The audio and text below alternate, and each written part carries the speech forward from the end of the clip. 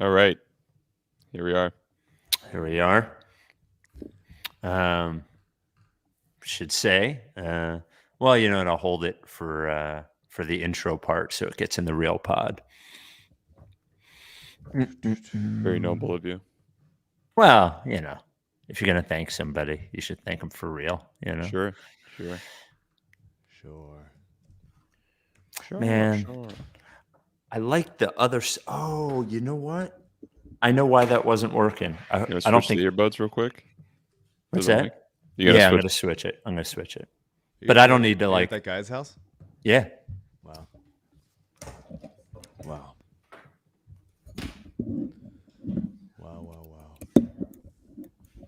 I like to think they're All right. sitting directly behind the computer, just staring at Spike. And nice to imagine.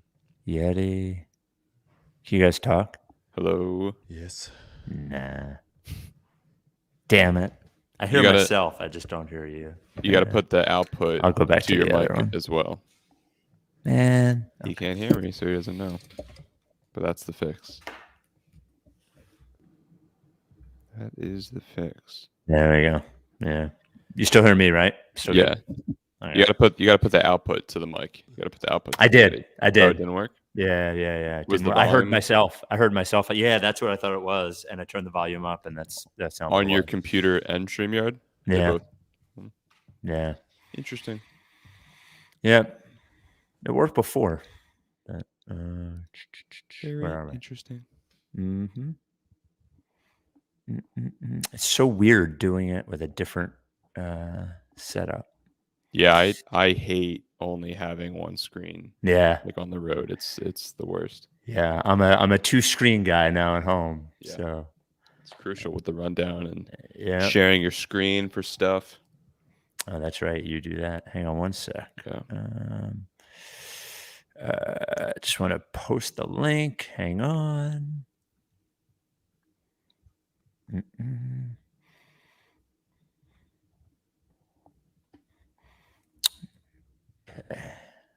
All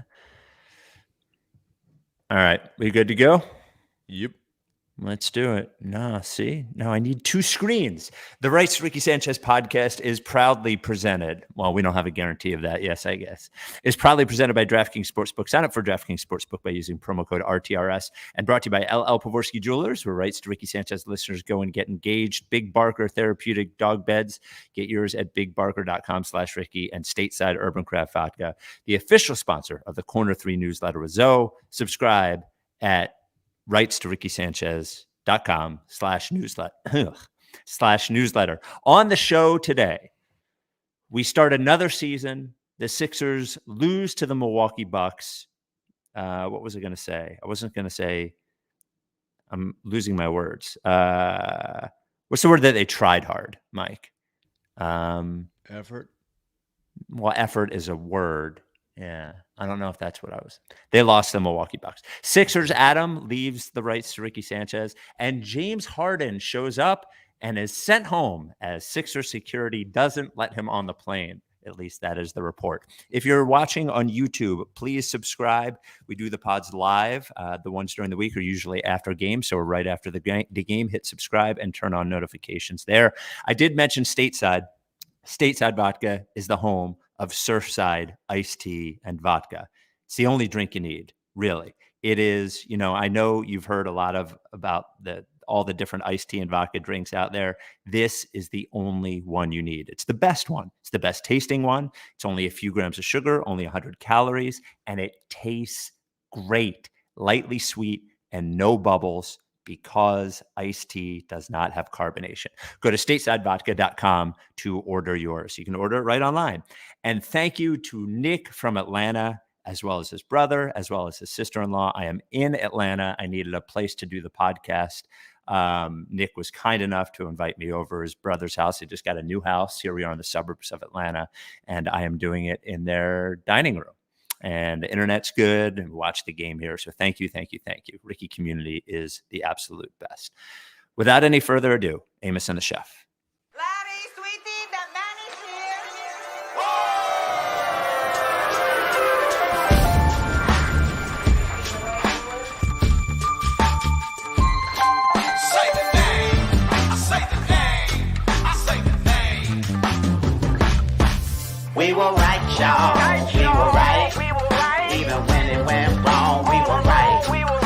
was right, y'all. We were right. So say the name. Say the name. We were right, y'all. We were right. Even when it went wrong, we were right. We were right, y'all. We were right. So say the name. Say the name. Say the name. Say the name. Say the name. I say the name.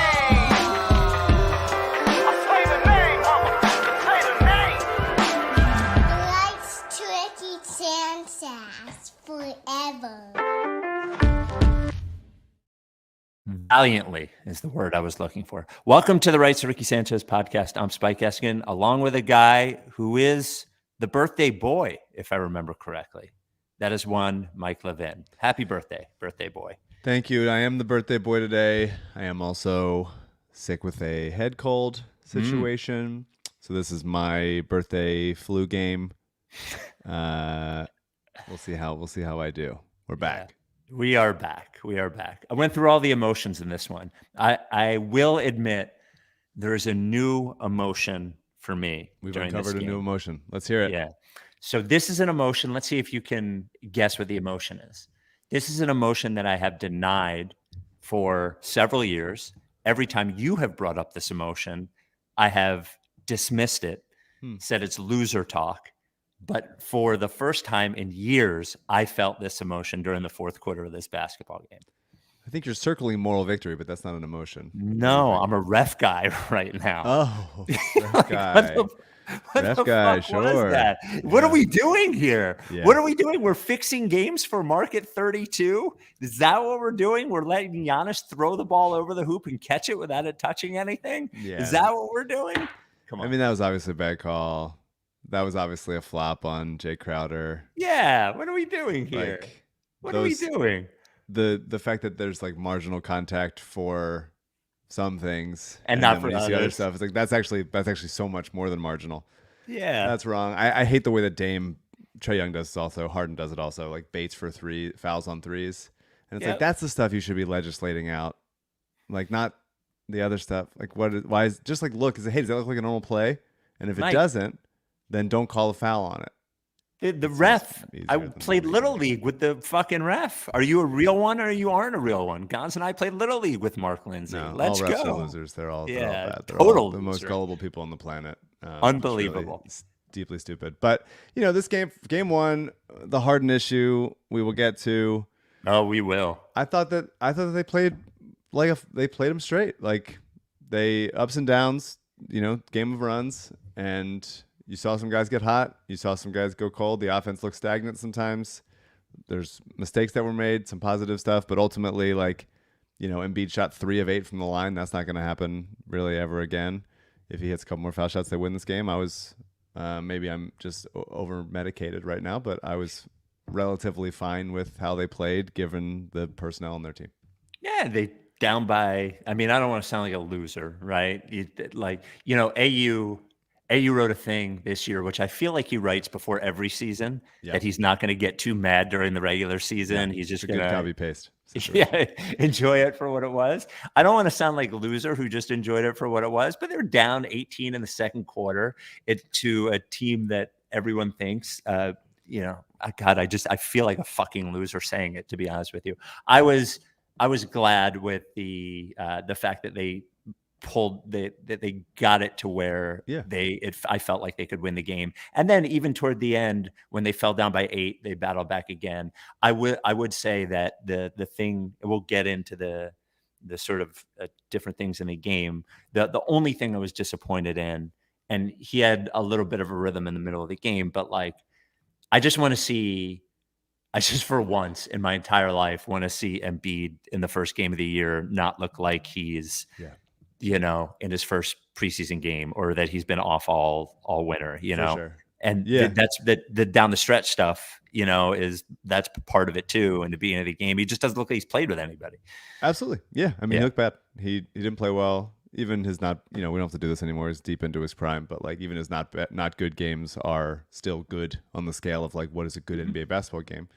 But 9 of 21 is fine. 7 turnovers. That's too many.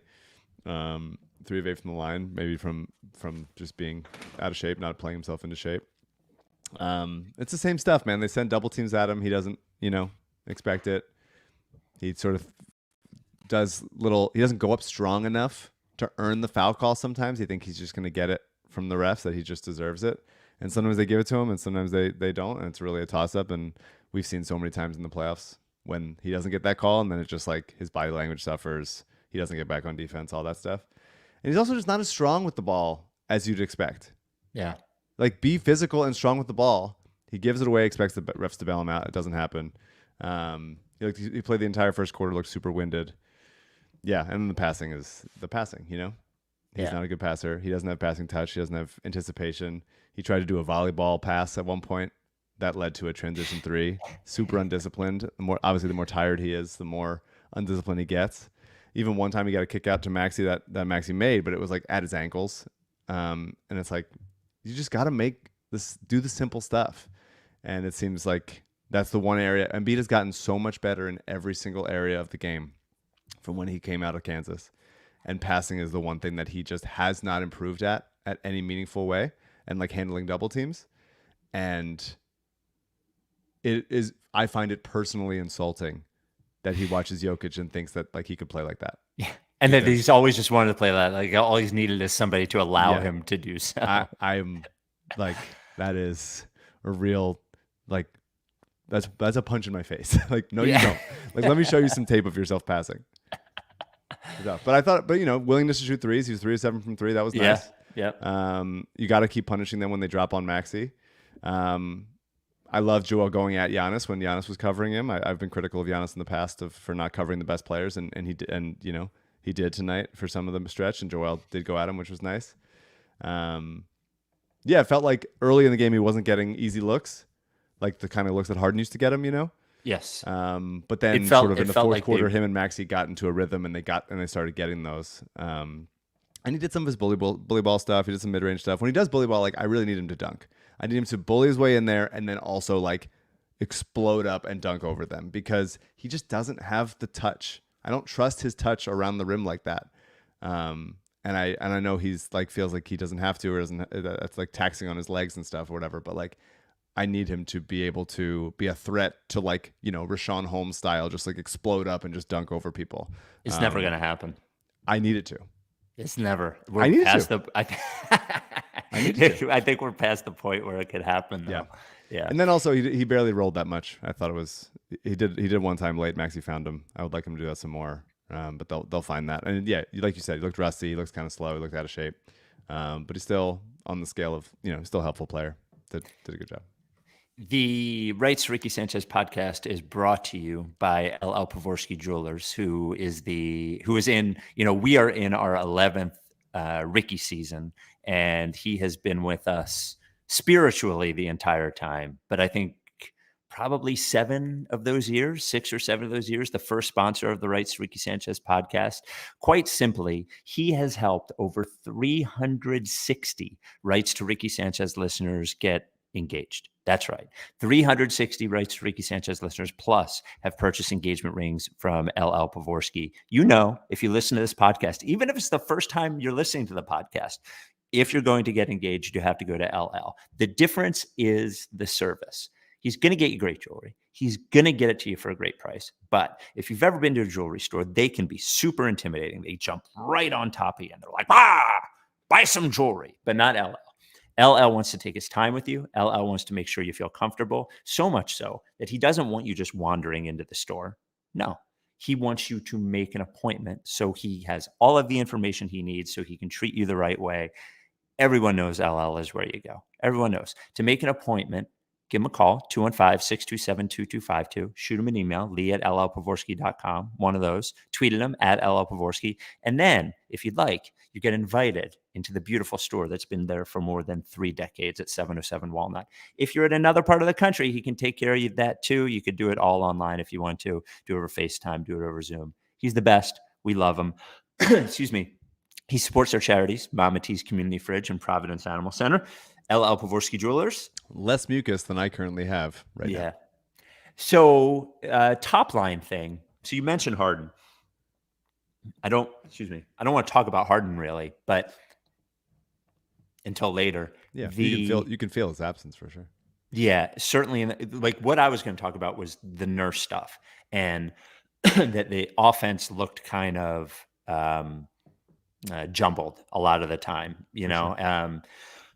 Weird shots at weird times. They didn't know how to get into stuff.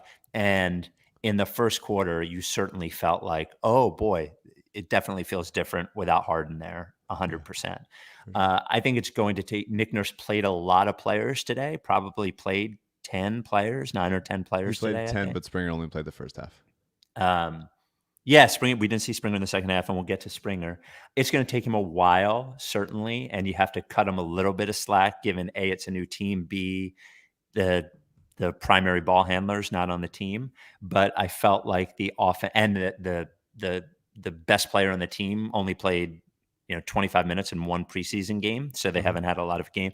But it's going to take them a while on offense, clearly, to figure it out and to have, because it looked jumbled a lot of the time. Yeah, they looked indecisive. It didn't seem to have the flow that they had in the preseason game. I think part of that is, like you said, Embiid not really being there. There were a couple plays where everyone was like, am I allowed to shoot it right now? Like, is this the time for me to shoot this shot? It felt a little bit like that. The ball movement, the people movement wasn't quite there. There's one play I liked a lot that I'll talk about when we get to Tobias. But regular season game against the Eastern Conference favorites on the road. Mm-hmm. Like, if we are going to decide that the regular season doesn't matter, that as long as they don't get embarrassed, I'm vowing to not get worked up. I'm still too hurt by the Phillies.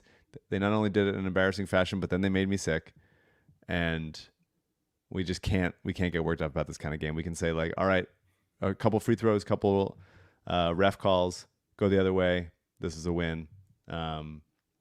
The first part of the season, you're just monitoring, like, is there going to be a market for James Harden or not? And are we really pacing ourselves this year? Is that what we're going to do? I'm really determined to do so. Like, the Bulls had a players only meeting after game 1. That's a good sign. That's a little feather in Daryl's cap. So we'll see. So let's just, whatever it is. I agree that the offense looked jumbled. And I think a lot of that is because of Embiid's just rustiness and lack of familiarity with playing with everybody. But I'm okay with that. It'll take time, and it should take time. So I think we saw two things from one player today. Now, you have announced your arrival as a Kelly Oubre guy. Yeah. A great first game for somebody who just announced themselves as a Kelly Oubre guy. However, 27 points on 11 shots. However, 14. I believe what we saw with that great Kelly Oubre performance was the outline of what a Kelly or Oubre performance that's going to make you pull your hair out looks exactly like. You know what I mean? Like, we have given him the confidence, but he was needed tonight. You did mention there's going to be games where he comes off the bench and provides like a bunch of offense, and given what the bench looks like, we're going to need it. Yeah, it was needed tonight. They're not in that game without him, but he does scare me a little bit. Oh my God, for sure. Like this is not that pull up 3 with like 18 left on the clock before. Yeah, that was a heat check, and he's 5 of 6 from deep. That was the only one he took off the dribble. Yeah. Which, as I did in my stats episode, he's much better off the catch than off the dribble. Yep. That should, he should be getting more open looks. Like the bet I was making with Kelly was like, he has an NBA body, he is fast and athletic, he can shoot, he can create his own offense, and on a team that matters more than the Hornets did or the Wizards did, that isn't as like unique as the Steph Curry Warriors, he will find a way to contribute for the most part positively. Yeah. I don't think he's going to be an all-star. I don't think anything else. I just think he's going to be helpful to this team. And when was the last time the Sixers had like a big wing who could come off the bench and score? Not like a Seth Curry, Lou Williams style small guard that's going to get exposed on defense. Besides Furk. Sure. And he is still there, still out of the rotation for the 19th year in a row. I thought Kelly was great. He had 11 points in the first quarter. Couple nice driving finishes. He had a good seal where he shoved Cameron Payne down, and B-Ball made a nice high-low pass to him to get an easy bucket. I like that he doesn't get sped up. I mean, he's just bigger and stronger and athletic enough to sort of get to a spot, absorb contact, and put up a shot that still has a chance. I think that's nice. Embiid even respected him enough to give him the extra pass 3 in the fourth, and that was nice. He did cover Dame for a little bit. He didn't do necessarily a great job at it, but not many people do. So I think he's just like, at least he can hang on both ends for the most part. He's going to have his mental mistakes. He's going to have his like trying to do too much stuff, but I mean, he's the reason why they were in this game at all tonight, I think, for the most part. Yeah. I mean, if he's not on fire, I think that they probably lose by 15 points. Yeah, I thought it was interesting and good that Nurse was like, he's cooking right now. We need PJ in there to cover Giannis.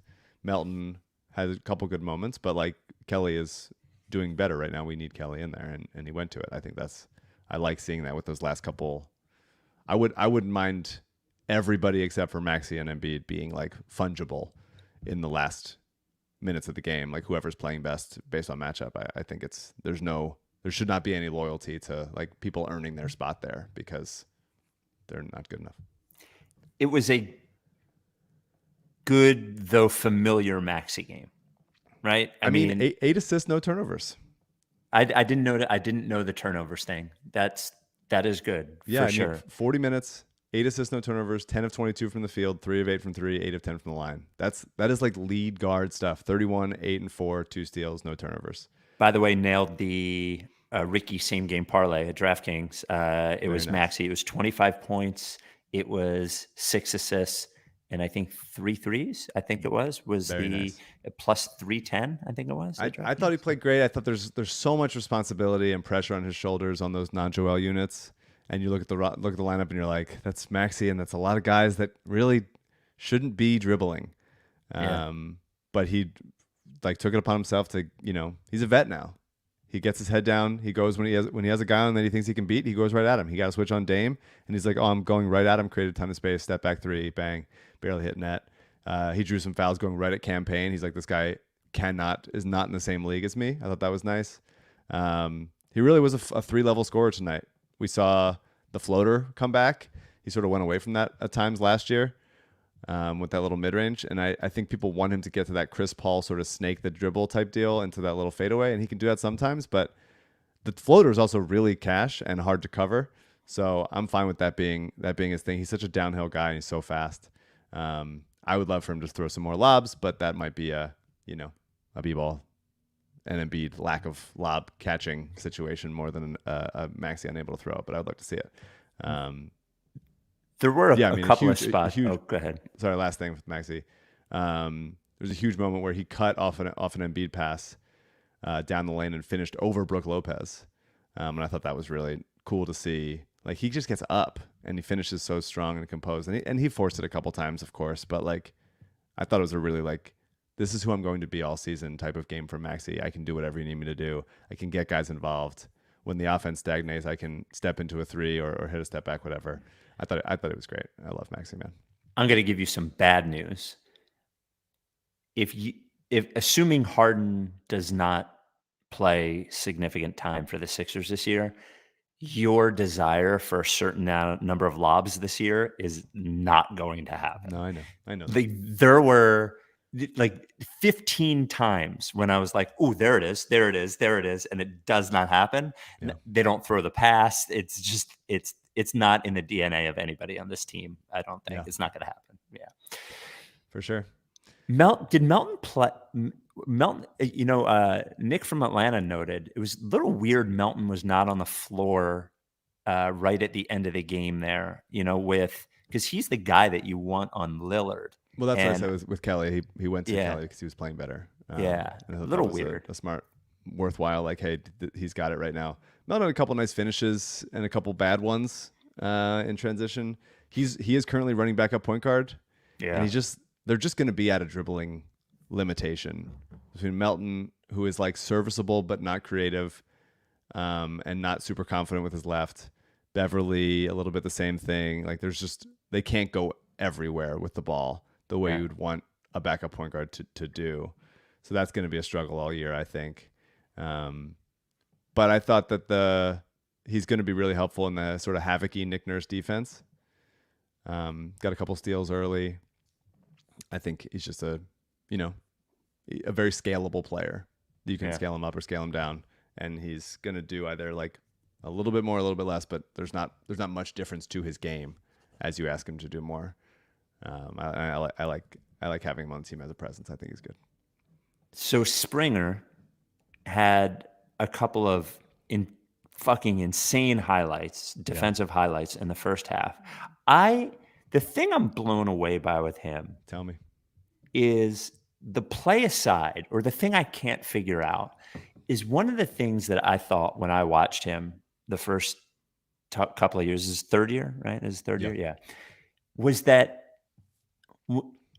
he like sort of profiled as being athletic, but did not move athletically. Almost like he was like a running back or something. Like he seemed like he had a big bottom, and he just didn't seem that big bottom. He just didn't seem that springy, like, to me, ever. And the play-wise, he's been much better. Obviously, she shot great in the preseason, yada, yada, yada. But explosively, physically, he seems different than I remember him the first couple of years here. I don't know if it's confidence or what it is, but or maybe I'm just imagining it, but he just seems far more explosive this year than he did the first couple of years he did. It's definitely confidence, knowing where to be, having a coach that's not going to Doc was just never going to play him. Yeah. It was, and I can't imagine that having an effect on like your mentality going in. The fact that Nurse coached him, at least for some of the time in Summer League, I think tends to matter. Yeah, I mean, he's a 2-foot jumper, so he really needs to load up. But when he can load up, like that block on Dame in transition was sick. Incredible. Yeah. Off the backboard, I loved it. Yeah. I want to see more of that. Like if Nick Nurse is going to run the kind of offense, and Springer missed the three, it was the end of the shot clock, but he was I like that he's willing to take it. It was at the corner, it was a good shot to take. He rimmed out. If Nick is going to play the kind of defense that he wants to play, we didn't talk about defense that much. Like they really want Joel around the rim as much as possible. And so that means like Joel pointing and sort of organizing other guys to fly around in rotation. And that resulted in a lot of like Brook Lopez wide open threes where Joel was like, I'm not even going to attempt to come out. And PJ or Tobias or whoever was on somebody else. I get that mindset, right?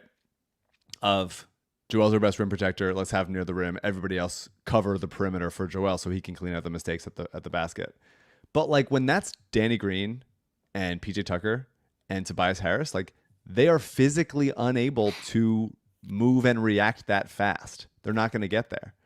And so I would rather do that kind of stuff with Springer and Melton and Oubre and and Paul Reed, whatever, like the kind of like fast twitch, like Toronto-y style athletes that he has had before. And the team right now just is not doing that. And so there's going to be times, Milwaukee didn't shoot that well from three. They were 11 of 30. There's going to be times when they get burned more often because they're trying to play like a, Anunoby, Siakam, Scotty Barnes defense with Danny Green and PJ Tucker and Tobias Harris, who's they're all pretty slow to react to stuff. So, but I definitely like the idea of Joel being near the basket more. He swung a lot more for blocks. He had a nice one on Giannis. I like challenging shot. That's good. But and the aggressiveness is going to come with some pros, but I think like they kind of don't have the personnel to be doing the defense that Nick wants them to do. Yeah, watching them in a regular season game against Milwaukee, like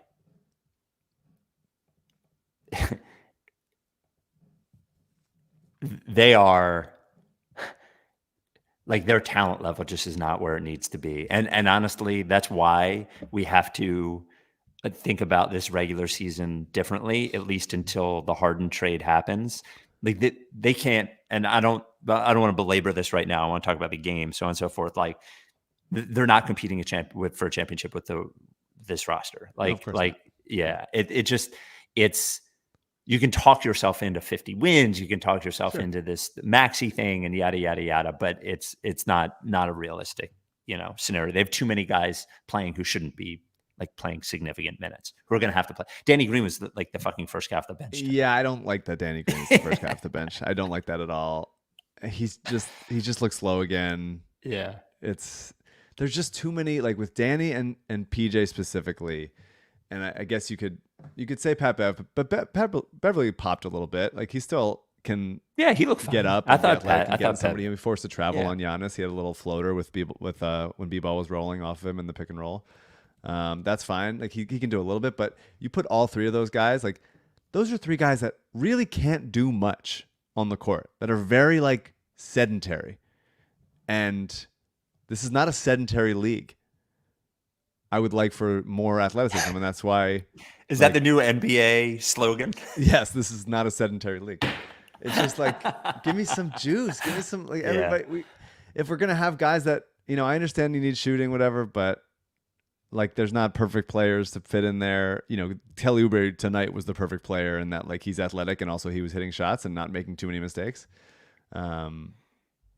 But like you're gonna have to pick your spots. But I don't think Danny Green as the first guy off the bench is the answer. I think you can in a pinch here and there, like 10 minutes, play as hard as he can, whatever. But like first guy off the bench, is that really the best? Like I don't know. But I hope that they rotate through guys, whether it's Dan House or Korkmaz or whatever, or more B-ball at the 4, or because they got 4 offensive rebounds and Milwaukee got 9, and I think a lot of those were kind of either like second chance opportunities when Giannis or Bobby Portis would miss and then the ball went right back to them, or those kind of like long rebounds when everybody like walks in to get a rebound and then a long rebound bounce over their head.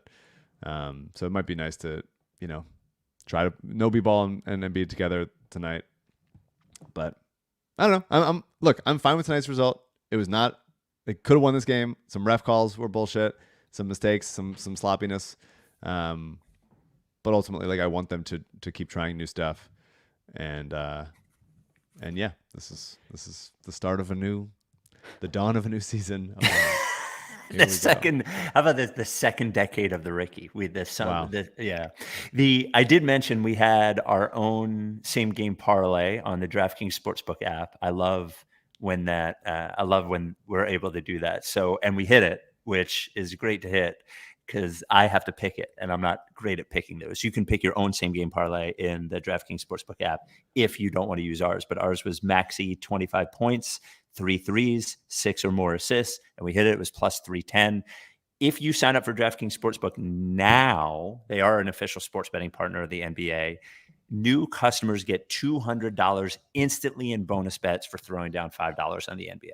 Win or lose, it doesn't matter. You start the season with an instant win. As I mentioned, you can do a regular parlay. You can do a same game parlay. You have a lot of fun with the DraftKings app. And it is like, I've looked at a lot of different sports betting apps. DraftKings Sportsbook is the cleanest and easiest to use, with the most different features. You put the money in, it goes right in. You take it out, it comes right out.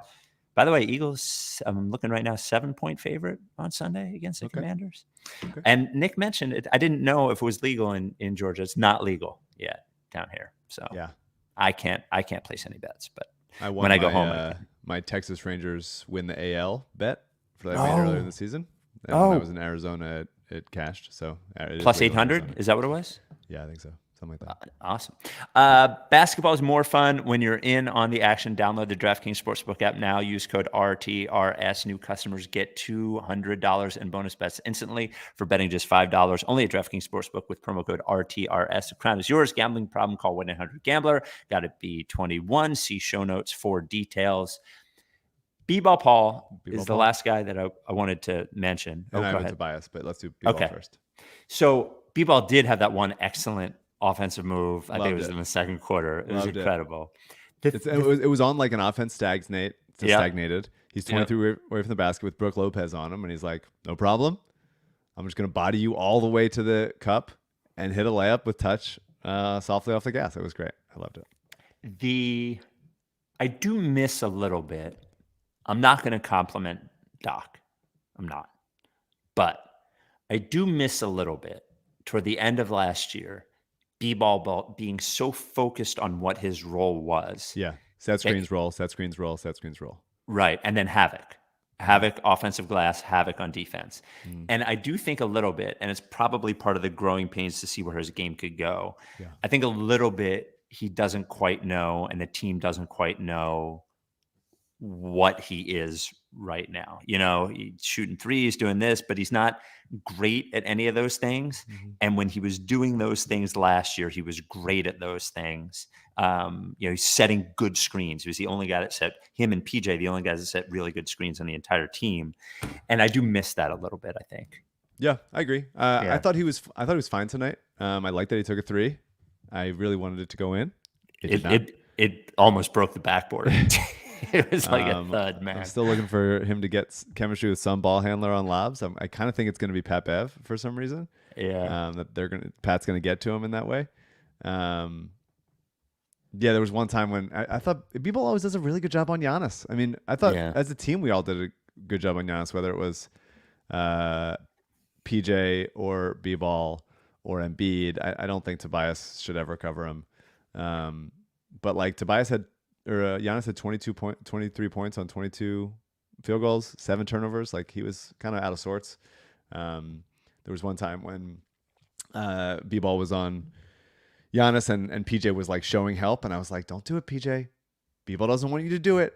He's got it by himself. He's fine. Just like go away." And Giannis drives a little bit. PJ's leaning one way and he kicks it out to Bobby Portis, and then Bobby drives and PJ has to foul him because he was like late attacking the closeout. And it's just like, just let him do it. Let our young man have a shot because he's proven himself capable at every way. And I understand like Nick Nurse's defense is going to be like, try to get the ball out of their best players' hands. And, with Milwaukee, that's obviously tough because they have 2 very dominant offensive players and then Brook Lopez, who's never missed a shot. But I want there to be times with not just B-Ball, but like Springer, sometimes Tucker, where you go like, Melton, do not help. Let them stay on an island. Right. I would love for this person to take a contested shot with this guy on him. Like let's try those kinds of things. Tobias, I do think his defense was pretty bad tonight. But I thought he was great offensively. I thought he picked his spots incredibly well. He did his like exploiting the mismatches post up thing. Like, oh, Pat Connaughton's on me, I'm going. Oh, Campaign's on me, like I'm going. Gets his little mid range, soft off the glass. He was decisive offensively. Decisive, I think, is exactly what that's what we can ask for, really. Yeah. I mean, he was 8 of 9, 3 of 3 from deep. I hate 3 of 3 from deep. Last year it was 2 of 2 when it was the one that killed me, but 3 of 3 is so much closer. It's like, I need you to get up more than that. 5. He has to shoot 5. Anything.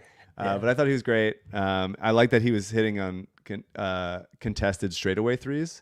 That's sort of an area of the court that Harden dominates usually when he's here.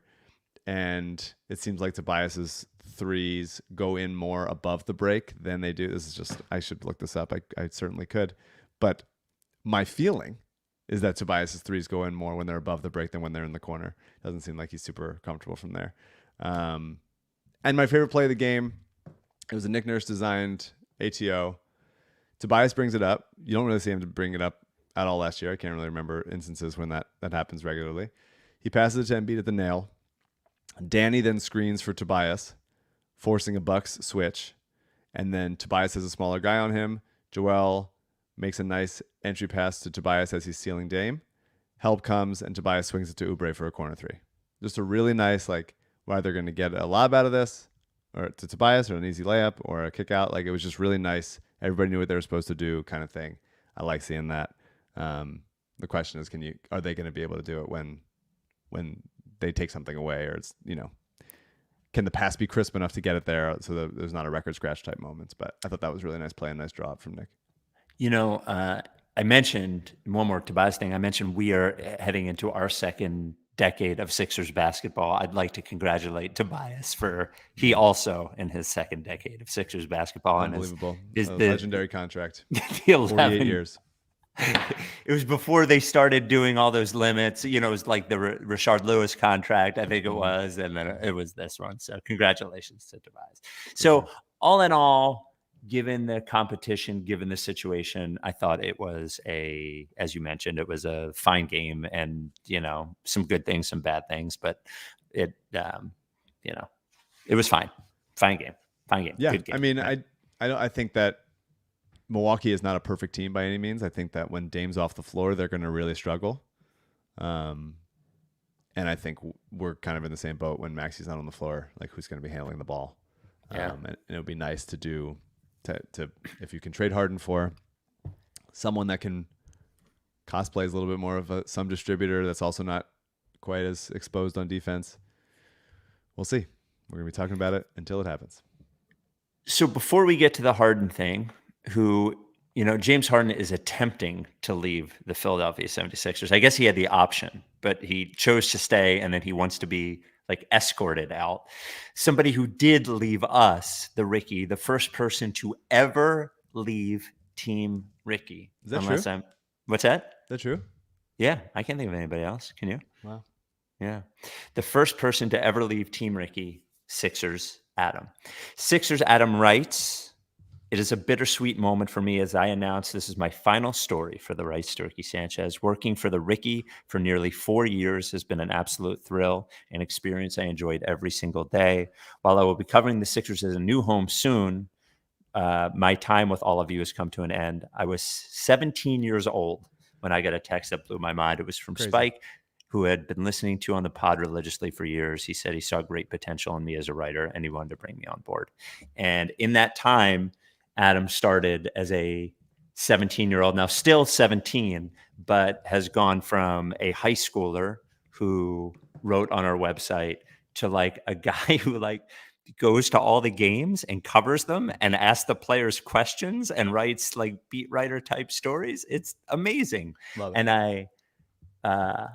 I obviously turn my back on anyone who leaves the Ricky, and I will never speak to him again, but I am quite proud of him, and I'm happy that he has a real job.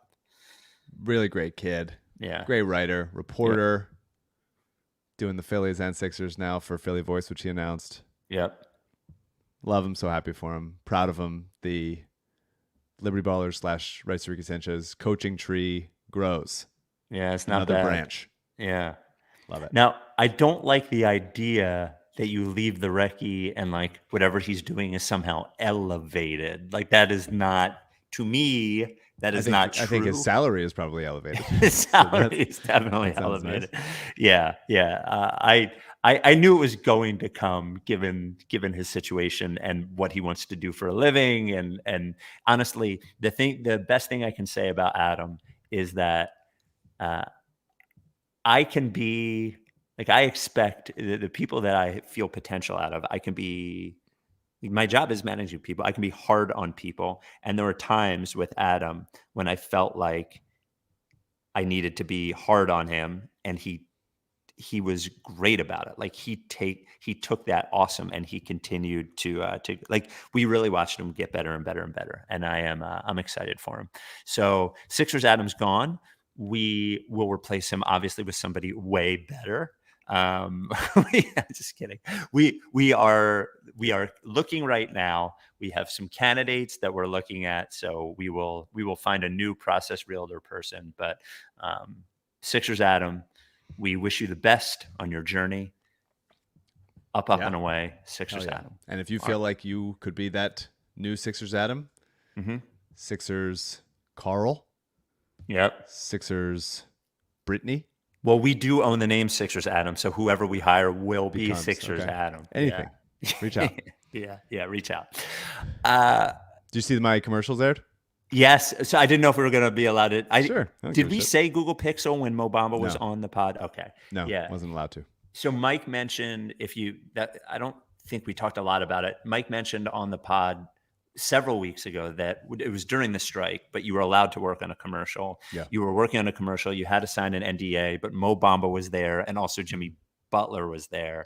And you said to Mo Bamba, I think off of the pod when we recorded with him, that Drewski was that's what it was, is Google Pixel. So so we saw him tonight. It aired tonight. There's a bunch of them. They're all out there. Yeah. How do you feel? It's cool. I mean, it's going to be the kind of commercial that, if it's the kind of thing where you just start to get annoyed by the commercials if you watch it, if they've aired too many times, Yeah. And since, like that happened during the NLCS where you start to see the same commercials over and over again, you're like, I want to fucking kill this guy. But yeah, I didn't write them all. I just pitched some jokes. Some of those jokes got in. If you like any of the jokes in the commercials, assume they're mine. That's the benefit. And if you don't like any of them, they're not mine. But it was nice to get paid during the strike for sure. And it's cool to see. I kind of didn't realize like how it's good. They're gonna air like crazy. I think they're gonna do some more. I don't know. So it's yeah, it was cool. It was Jimmy Butler, Kelsey Plum, Jalen Green, who was cool. Drewski was great. Very easygoing guy. Yeah, Mo Bamba was awesome there. Who else? Jimmy LeVar Ball. Is he in it? That was a trip. There's it's like a series of commercials. There's like a couple different ones. LeVar was like the most on person I've ever met in my life. Yeah, he seems like I've never encountered it. He was the amount of energy that was coming out of that man could have powered an entire country. It was remarkable. But yeah, anyway, that was fun. Cool to see it. The Rights to Ricky Sanchez podcast brought to you by Big Barker Therapeutic Dog Beds. I want to send the love of the Ricky out to longtime Ricky faithful listener, Rachel, who has been a Bark in the Park, a team member for years. A very original Process Pup, Jazzy, crossed the Rainbow Bridge earlier this week. Jazzy was 14 or 13 and a half. And I actually saw Jazzy at Bark in the Park on last Saturday. She was carrying her around. She, looked, I think by the end she was blind. She was deaf. The beautiful thing about dogs is like that kind of shit happens to dogs. And they just like, they're like, I don't know, this is fucking cool. Like dogs just sort of like soldier on. And Jazzy was a great dog. So an original Process Pup. So sending love to Rachel and sending love to Jazzy. Big Barker, the reason that Jazzy was a Process Pup and the reason that so many dogs are is because Big Barker is the best product that you can have your dog sleeping on. We got to get Scout a Big Barker. Can I get Scout a Big Barker? Nick from Atlanta's brother has a dog, Scout. Great dog. We'll get Scout a Big Barker. Big Barker is better because it keeps your dog healthier. It simply does. I know it sounds crazy for a bed to do that, but when you think about it, you would be healthier if you slept on a better bed rather than a worse bed, right? I mean, you would feel better in the morning. Your joints would feel better, and that's what Big Barker is. It is the only dog bed on the market engineered by experts to keep your dog healthier. Your job is your dog shows you love. All your dog does is love you. And all your job is to give that dog the best life possible and love your dog. And by getting your dog Big Barker, you are doing that. Go to bigbarker.com/Ricky. That's bigbarker.com/Ricky. You get the Big Barker dog bed. If you go there, you get the 2 free Process Pup patches. If you go to that link, you put the Process Pup patch on the bed. You take a picture of the dog. You send it to us. We put them in the Process Pup gallery. It's wonderful. They even did a study. Penn Vet did. All these things I'm saying, proved them. Showed an improvement in joint function, reduction in pain severity, reduction in joint stiffness. Your dog gets older, just like me. I got creaky hips, right? Got a creaky back. Your dog does too. They sleep on it. If I had slept on a Big Barker, maybe I wouldn't need to get a new hip on Tuesday. You never know. 10-year warranty. The foam doesn't flatten or they'll replace it for free. 1-year at-home trial. If you don't like it, if your dog won't sleep on it, they'll give you a full refund. They'll even pay for the shipping. Handmade in the USA. Big Barker dog beds. James Harden.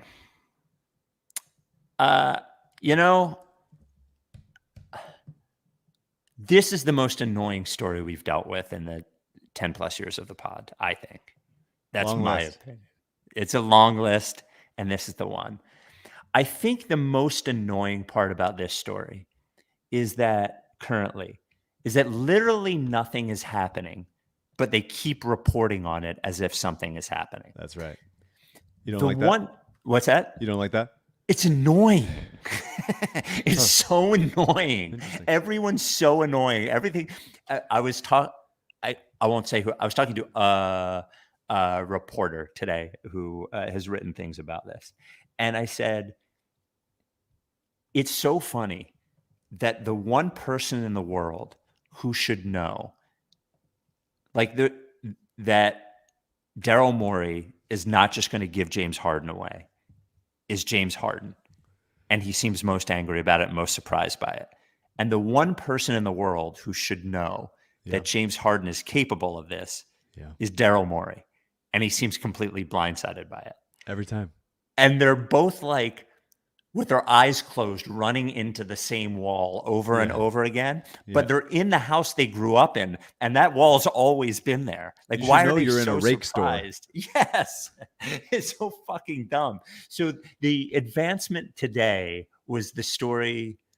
Was it? It was Yahoo. Was it Chris Haynes who wrote it? Yeah, Bleacher Report. Bleacher Report. That's right. He used to write for Yahoo. And the story was, so we had already heard that this phenomenal bullshit that James Harden arrives with his bags packed, ready to go to Milwaukee. But today we learn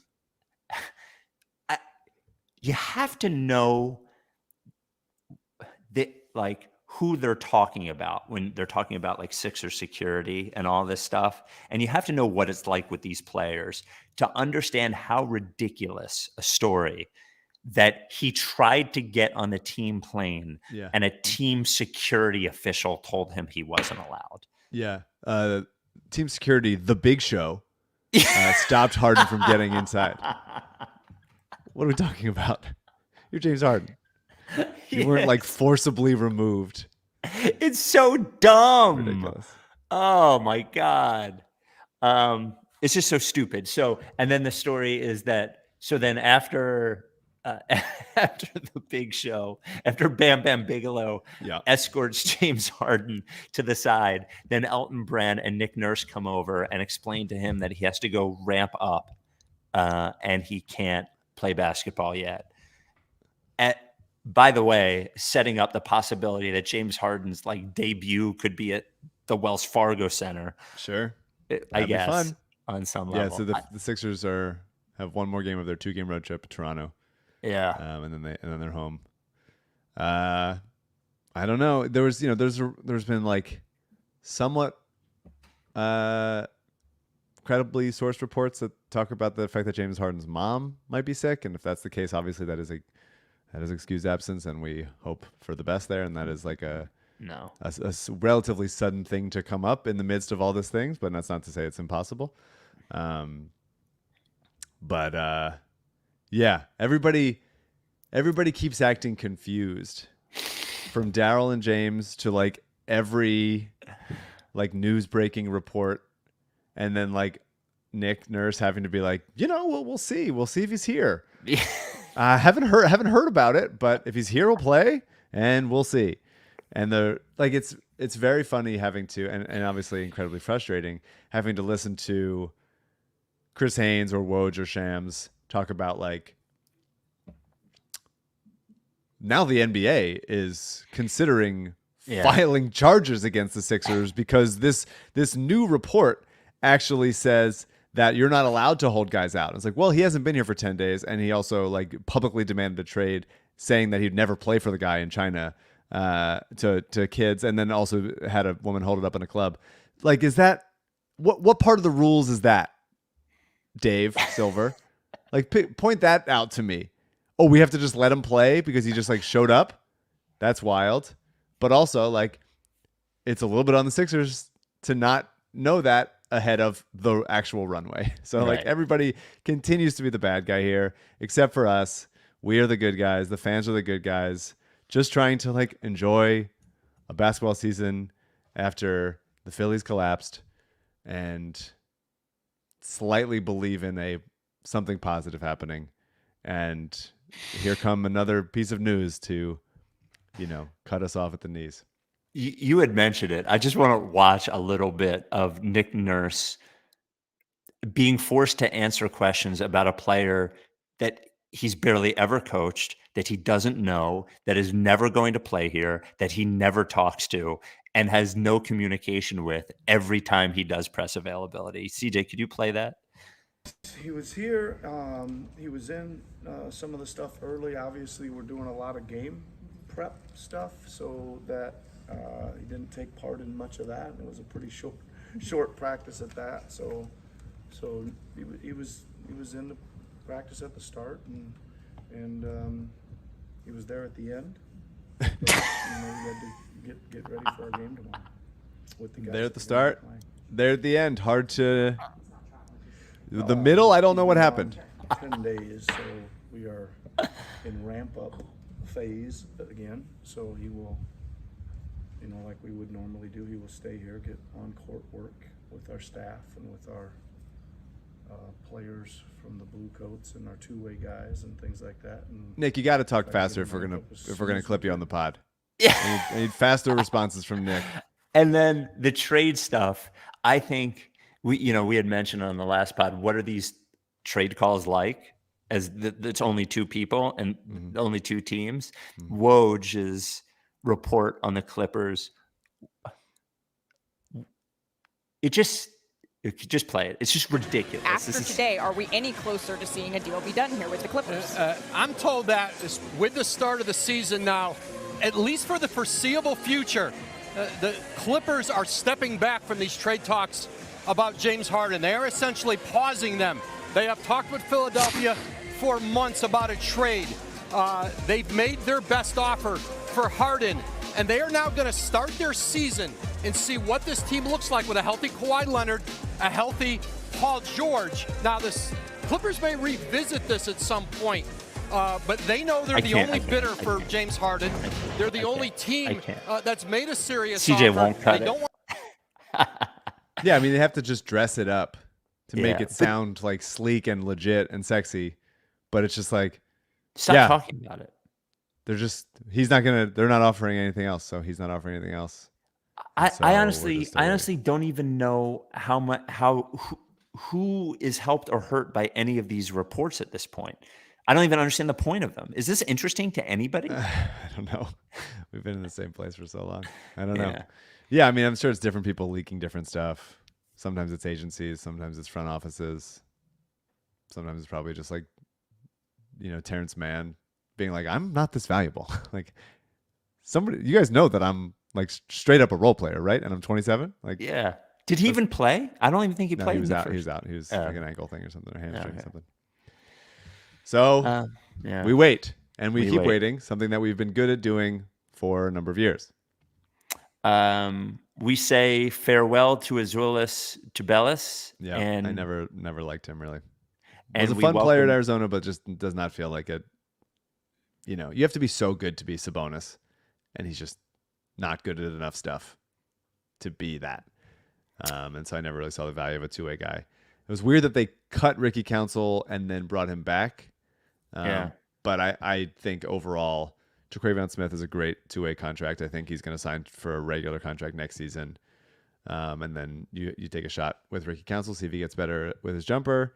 Because obviously the athleticism plays, and Javonte Smart, I think, is a fine, like, capable point guard that won't be destroyed on defense. Also athletic, also can shoot. So if in a pinch, if guys get hurt or sick or whatever, those guys could come in. So I like the two-way spots. I'm fine with the two-way spots. I've had issues with two-way spots in the past, Spike. This is my domain, and I'm okay with them now. These are okay ones. The final thing I would like to bring up. I've had this email sitting in here for a while, and I feel like we owe an answer, and this will be the last thing. Shane writes in to rightstoRickySanchez@gmail.com. I don't have access to my voicemail. I'm not at home, yada, yada, yada. Shane writes in, hi, every host and every listener out there. This non-basketball question is really causing consternation in my friend group. Is it acceptable to eat Cool Whip by itself as a dessert? It doesn't feel as gluttonous as ice cream, and you get free Tupperware container afterwards. It's the perfect sweet treat. My friends think I'm a monster for snacking on Cool Whip, even Cool Whip Extra Creamy. Mike, your thoughts?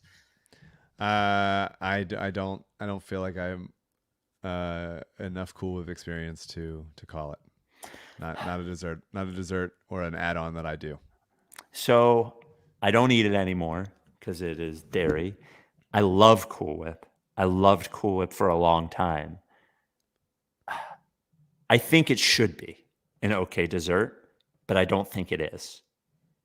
I would occasionally go into the fridge. My mom would keep it not in the fridge. She would keep it in the freezer. It was really good coming out of the freezer. I think it's so light and so fluffy, you have to eat too much of it. It is a sweet treat, but I don't think it's a dessert. I do think it's a go into the fridge. It's 9:22 at night. You want a spoonful of It's something? got to be way. I know this is on the spike adjusted scale, but it's got to be way later than 9:22 at night for you to be having Cool Whip. I stop eating at 8. I'm in bed.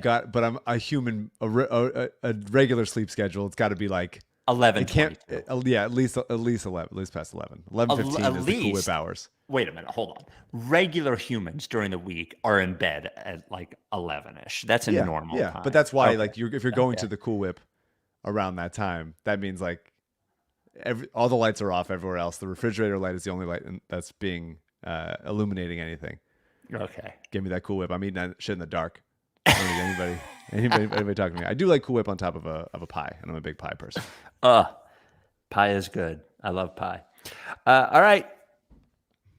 Thank you, Nick from Atlanta, Nick from Atlanta's brother, Nick from Atlanta's brother's wife, Nick from Atlanta's brother's dog, Scout, Hunter Kyle. Well, I didn't know if you wanted.